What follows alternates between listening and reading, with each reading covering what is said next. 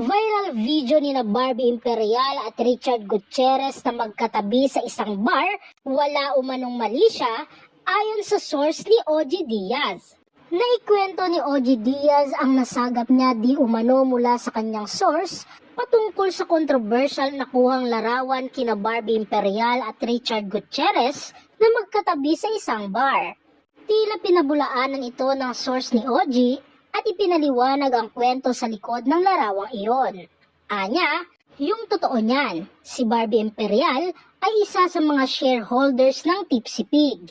So ang may share si Barbie ay si Tipsy Pig Timog QC at doon sa Alabang. So bilang siya ay isa sa mga may-ari ay may obligasyon yung mga may-ari na pumunta sa kanilang mga negosyo para mag-entertain ng mga bisita. Para magpakita sa mga bisita na yun ay puntahan ng mga artista. Ani ni OG, nagkataon lang na kaibigan ni Richard yung lahat ng may-ari ng Tipsy Pig. Parang 4 na tables yun, dagdag pa nito.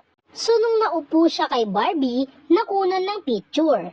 Alam mo kahit sino pang babae yan ha? Lalo na kung ang lalaki o yung babae na involved sa isang relasyon, sa isang hiwalayan, tiyak na tututukan ng mga marites kung sino yung next na makakasama nila. Nagkatabi lang sila for how many minutes daw doon sa table as per my source. Sandali lang yun syempre. Lahat ng mga camera sa cellphone ay nag-video, nag-picture, diba? Pero hindi nila alam yung mga nangyayari doon. Na merong selebrasyon, na dumiretso pa si Barbie sa poblasyon. Grinit niya yung ibang mga friends, staff doon sa poblasyon. Parang post-Christmas party niya.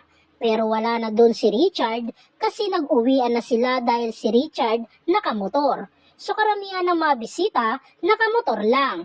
Pagdedetalye pa ni OG. Anya, tila nabigyan lamang agad ito ng mali siya, gayong mainit pa rin hanggang ngayon ang di umano'y hiwalayan ni Sara Labati at Richard Gutierrez. Yung medyo sensitive ngayon, yung mga tao sa issue ng hiwalayan. Talagang kung sino yung makakasama mo, ililink ka talaga. Narito naman ang samot-saring komento mula sa mga netizens. Diyan nagsisimula yan sa nagkatabi sa bar tapos pag nalasing ayun na. Ingat ka Barbie. Alam mo na history ng family niyan ni Mama's Boy. Pag nagkataon, Barbie versus Annabelle na mangyayari. Nako, tapos ending sila talaga. Nakakasawa na kayo. Puro paligoy-ligoy. Pero ang chismis binabantayan daw si girl kapag nag-CR. Nasa labas lang ng pinto si boy. Naku OG, magkano binayad sa iyo? Hahaha.